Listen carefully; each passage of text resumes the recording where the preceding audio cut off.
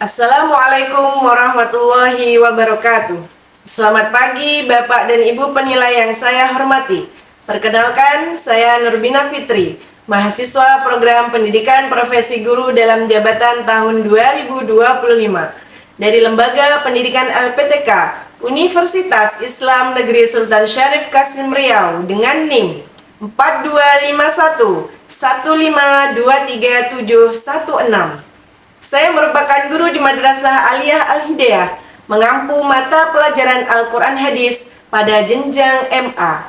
Video ini merupakan video praktik pembelajaran sebagai bagian dari uji kinerja UKIN dalam rangka penilaian kompetensi pedagogik dan profesional. Adapun topik pembelajaran yang saya tampilkan berjudul Hadis Shahih sebagai dasar hukum, yang disusun berdasarkan modul ajar yang telah divalidasi oleh dosen dan guru PAMO. Melalui video ini, saya berharap dapat menunjukkan pelaksanaan pembelajaran yang aktif, interaktif, dan berpusat pada peserta didik. Terima kasih atas perhatian Bapak Ibu penilai. Wassalamualaikum warahmatullahi wabarakatuh. Bismillahirrahmanirrahim. Assalamualaikum warahmatullahi wabarakatuh. Waalaikumsalam warahmatullahi wabarakatuh. Selamat pagi anak-anak semuanya. Pagi, Bu. Apa kabar hari ini? Alhamdulillah. Alhamdulillah. Sebelum kita melaksanakan pembelajaran hari ini, mari kita berdoa. Ketua kelas, silakan memimpin doa. Siap gerak. Sebelum belajar, mari kita baca doa sama-sama. Berat mulai. Bismillahirrahmanirrahim. Kita absen dulu ya. Syifa, Iqbal, Dani, Rafis, Gustini, Adik, Bu. Bella. Materi hari ini tentang hadis sahih sebagai sumber hukum. Sebelum Ibu mengupas jauh materi ini, kalian sudah mengerti apa itu hadis? Sudah mengamalkannya dalam kehidupan sehari-hari? Insya Allah. Ya. Mantap, bagus dan baik sekali. Baik. Tentunya Ibu berharap setelah nanti belajar hadis, kalian senantiasa meningkatkan takwa kepada Allah Subhanahu wa Ta'ala dan berakhlak mulia dalam kehidupan sehari-hari. Ya. Oke. Masuk ke materi. Hadis sahih sebagai dasar hukum.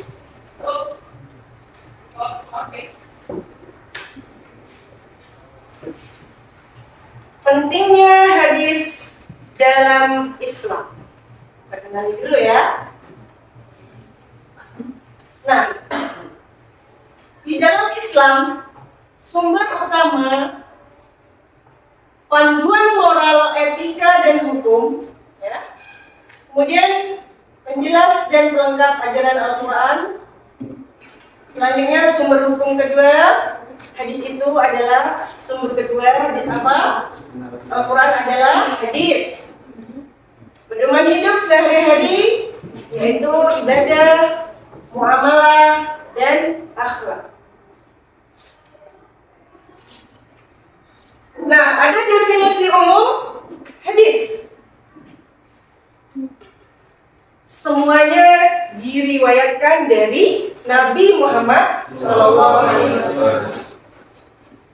meliputi perkataan Nabi, perbuatan Nabi, dan ketetapan dan sifat-sifat beliau yang harus kita meladeni.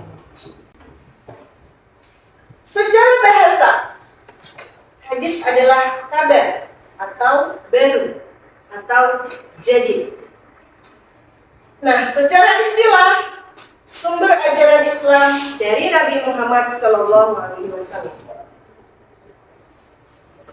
Sumber hukum kedua setelah Al-Quran, hadis adalah fondasi pedoman utama ajaran. Kedudukan hadis dalam Islam.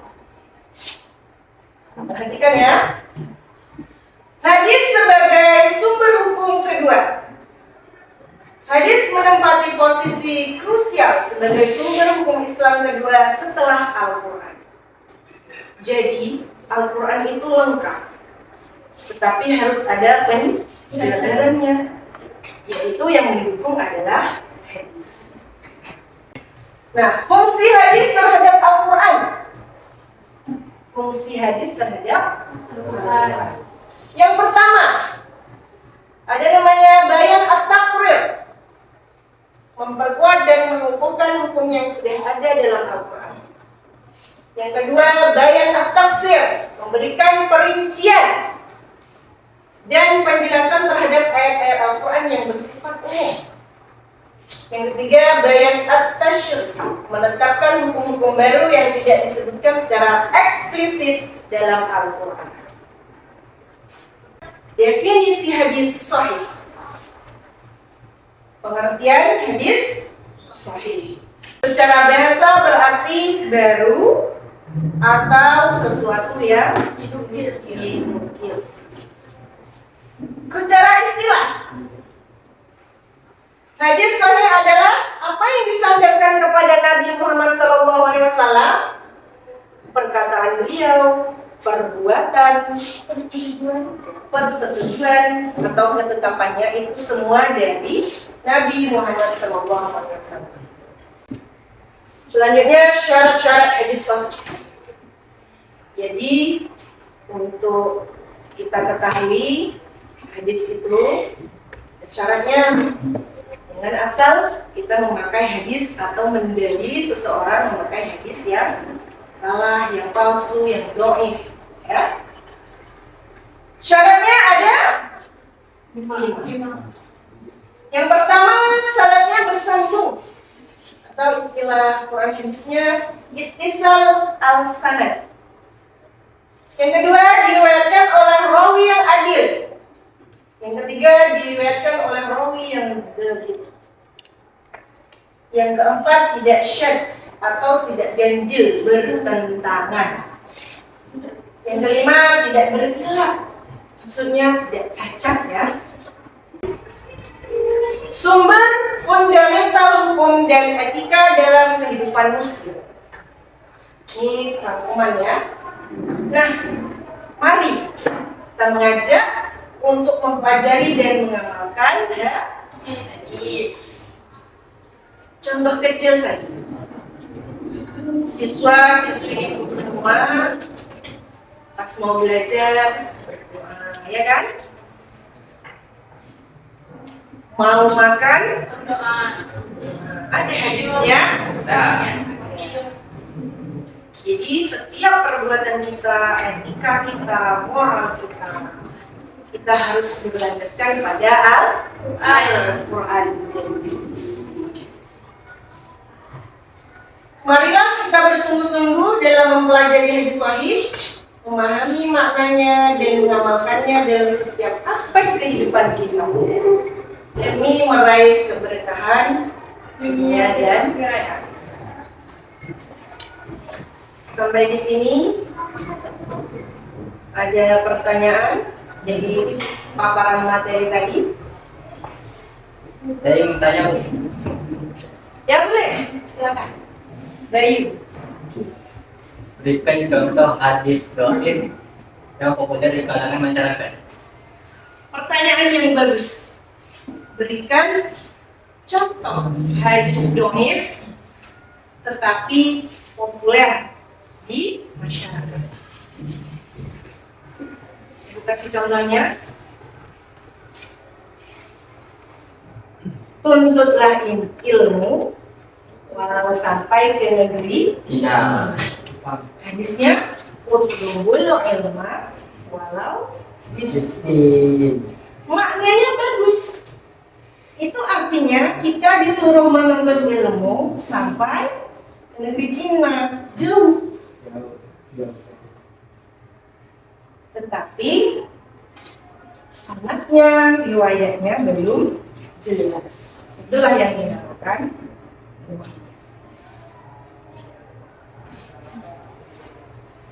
Oke. Sekarang Ibu mau memaparkan pembagian hadis berdasarkan kualitas. Materi kita selanjutnya ya. Silakan kalian melihat dan mendengarkan.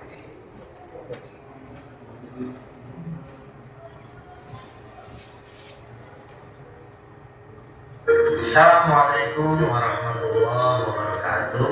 Halo teman-teman kelas 10 Madrasah di mana kalian berada. Senang sekali saya bisa menyapa kalian lagi di ruang temu, sebuah ruang untuk melakukan meski berbau jarak dan waktu. Bagaimana kabar kalian? Semoga kalian masih dalam keadaan sehat dan meskipun tidak berada dalam bulan puasa, kita masih tetap semangat untuk belajar. Oke, di video kali ini kita akan sama-sama mengkaji mengenai pembagian hadis ditinjau dari segi kualitasnya. Ya, di video sebelumnya kita sudah membahas tentang pembagian hadis dari segi kualitas. Sekarang kita akan bersama mempelajari dari segi kualitasnya. Nah, dari segi kualitas, hadis itu terbagi menjadi 3. Yang pertama itu ada hadis sahih, kemudian yang kedua ada hadis hasan, dan yang ketiga ada hadis dhaif. Ya. Apa itu hadis sahih?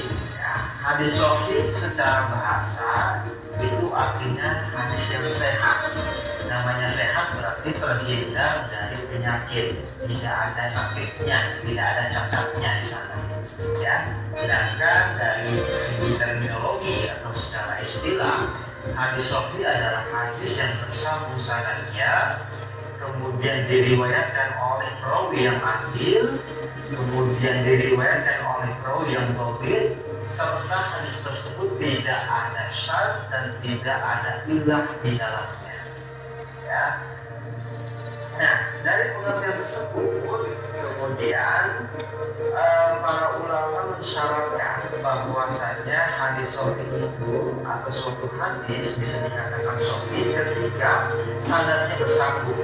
Jadi dari mulai Nabi Muhammad SAW sampai kepada para sahabatnya, kemudian sahabat ke tabi'in, kemudian tabi'in kepada muridnya sampai kepada muridnya atau sampai kepada orang yang mengeluarkan hadis tersebut seperti Imam Bukhari, Imam Muslim dan lain sebagainya. Jadi dari mulai sahabat sampai Imam Bukhari, kata-kata itu tidak ada yang hilang, semuanya bersambung. Kemudian perawinya adil. Adil di sini berbeda dengan adil yang kita pahami ya, yang sama rata dan lain sebagainya. Adil di sini adalah maksudnya si perawi tersebut itu selalu menjaga muruahnya, selalu menjaga wibawanya, tidak suka melakukan suatu perbuatan yang fasik, dan pokoknya si rawi tersebut atau yang menyampaikan tersebut betul-betul orang yang soleh, ibaratnya seperti itu. Ya. Kemudian syarat hadis selanjutnya adalah perawinya dhabit. Dhabit di sini maksudnya kuat. Ya, dhabit sini ada dua, ada dhabit sodri dan dhabit kitabah. Dhabit sodri itu berarti si perawi tersebut hafalannya sempurna. Ya, kekuatan hafalannya bisa diuji dimanapun dan kapanpun. Ya. Sekarang Ibu minta kalian semua berdiskusi. Silakan. Atur meja dan kursinya membentuk 3 kelompok.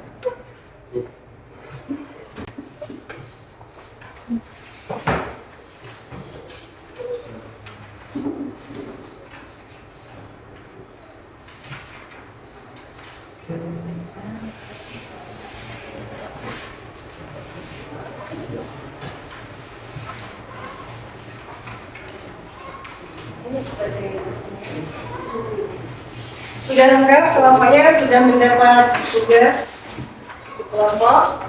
Silakan untuk mengerjakan. Kita sedikit dulu. Tepuk semangat.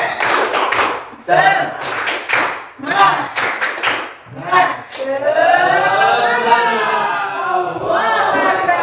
Merdeka. Ya, silakan.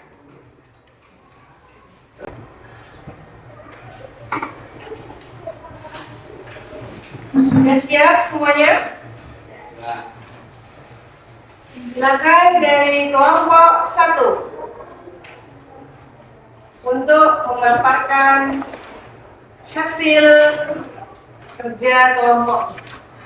Assalamualaikum warahmatullahi wabarakatuh.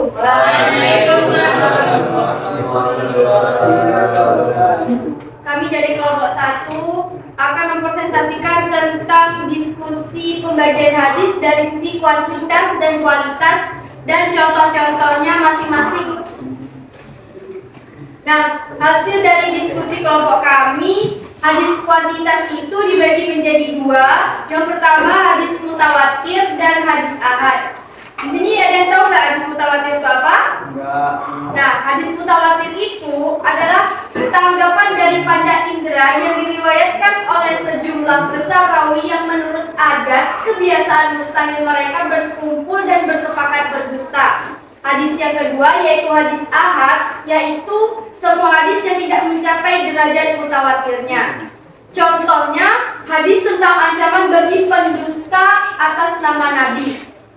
Contoh lainnya, hadis tentang cara sholat Nabi dan air laut yang suci. Nah, sedangkan dalam Islam itu tidak dipersulit, bahkan Islam itu dipermudah. Jika kita sholat, tak ada air, kita bisa menggunakan dengan debu. Nah, itu adalah salah satu bukti kalau Islam itu dipermudah. Nah, yang kedua yaitu hadis kualitas dibagi menjadi 3 seperti yang dijelaskan oleh ibu guru kita. Yang pertama itu hadis sahih, hadis hasan, dan yang terakhir yaitu hadis dhaif. Hadis sahih itu adalah sehat, maksudnya adalah makna yang hakiki atau yang sebenarnya, atau hadis yang bersambung sanadnya melalui penyampaian para perawi yang adil, dabit, dan sampai akhir. Yang kedua yaitu hadis hasan. Hadis hasan yaitu yang sanadnya bersambung atau tersambung dengan perantara perawi yang adil yang sedikit lemah hafalannya. Yang terakhir yaitu hadis dhaif, yaitu secara bahasa adalah kebalikan dari kuat, yaitu lemah. Sedangkan secara istilah adalah sifat dari hadis hasan tidak tercakup atau tidak terpenuhi dengan cara hilangnya satu syarat dari syarat-syarat hadis hasan. Mungkin cuma ini yang dapat saya sampaikan. Mohon maaf jika ada salah silap dari kata. Jika ada yang mau bertanya, silakan. Ya, dipersilakan dari kelompok 2 dan 3.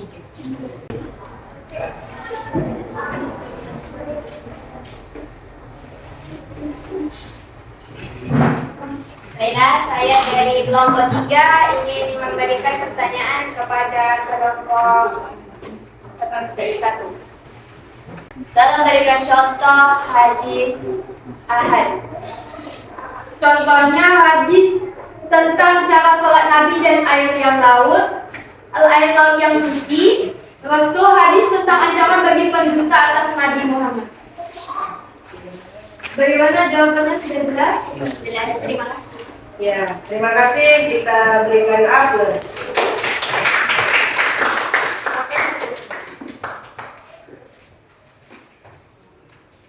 Selanjutnya presentasi dari kelompok 2.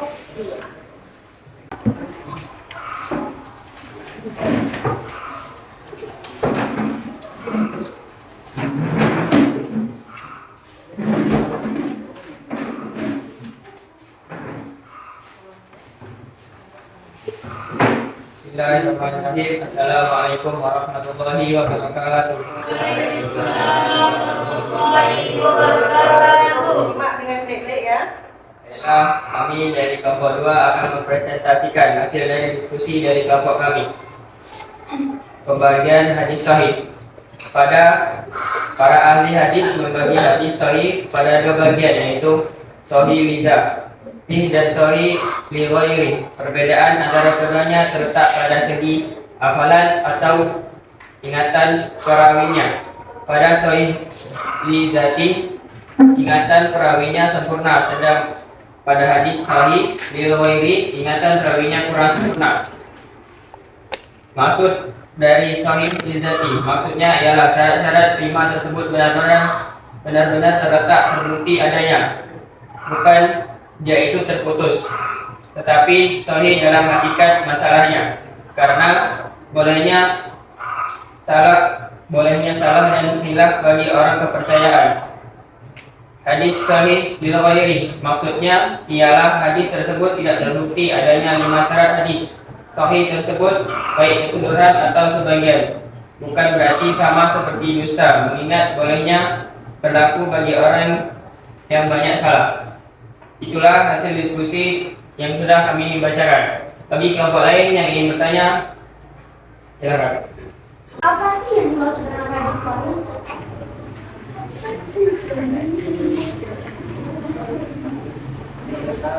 Baiklah, saya akan menjawab pertanyaan dari kelompok 1. Apa itu hadis lil ghairi? Hadis sahih lil ghairi, maksudnya ialah hadis tersebut tidak terbukti adanya 5 syarat hadis sahih tersebut, baik keseluruhan atau sebagian. Bukan berarti sama sekali dusta, mengingat bolehnya berlaku bagi orang yang banyak salah. Benar? Iya. Terima kasih Agus untuk kelompok 2. Itulah tadi paparan dari hasil diskusi kalian semua. Sebelum kita menutup, Ibu akan menyimpulkan pembelajaran yang telah kita lakukan hari ini. Ya, kesimpulan. Jadi, hadis sahih adalah pilar kedua setelah Al-Quran. Selanjutnya menjadi panduan utama dalam memahami dan mengamalkan ajaran Islam, melindungi umat dari kesesatan dan inovasi bid'ah. Dan selanjutnya sumber fundamental hukum yang utama ya, dan etika dalam kehidupan muslim di seluruh dunia.